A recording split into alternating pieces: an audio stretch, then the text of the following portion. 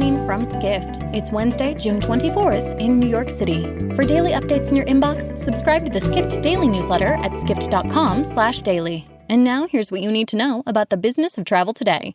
U.S. Senator Martha McSally, an Arizona Republican, is proposing offering tax credits to Americans who spend money on lodging and entertainment as a way to encourage more travel domestically.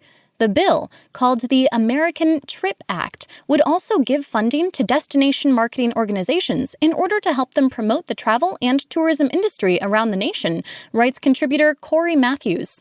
Under the bill, up to $4,000 in travel tax credits would be given to individuals and $8,000 to joint filers, plus an additional $500 credit for dependent children, for money they spend on hotels or other travel.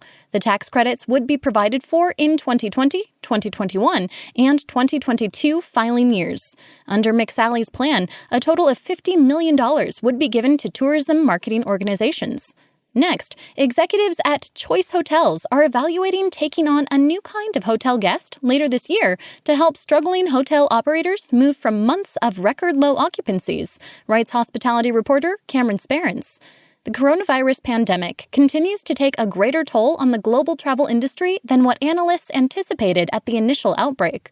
One possible alternative revenue stream during these lean times for Choice Hotels is striking deals with colleges and universities to house students returning to campus this fall amid social distancing guidelines. Many higher education institutions haven't made a final decision on whether to hold in-person learning later this year. The ones that do are likely going to need to house students beyond a traditional dormitory to avoid dense living arrangements vulnerable to the spread of coronavirus. Colleges and universities normally thin out on-campus populations through measures like study abroad programs, but those are largely off the table due to international travel restrictions and institutions waiting for an acceptable treatment or vaccine.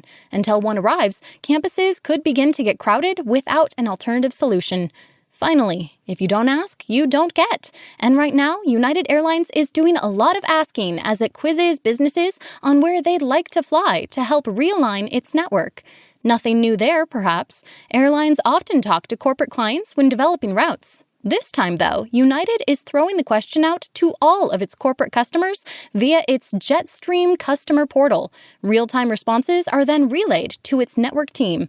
The scheme, United Together to Rebuild Our Network, is a call to action to help build its global map back up again, according to airline execs, reports corporate travel editor Matthew Parsons. The airline is asking for anticipated destinations and other details like number of passengers and timeframes. Information will be kept confidential, and corporate travel agencies are also invited to submit information on behalf of their clients. For more travel stories, head to skift.com. To find these stories and more insight into the business of travel, subscribe to the Skift Daily newsletter at skift.com/daily.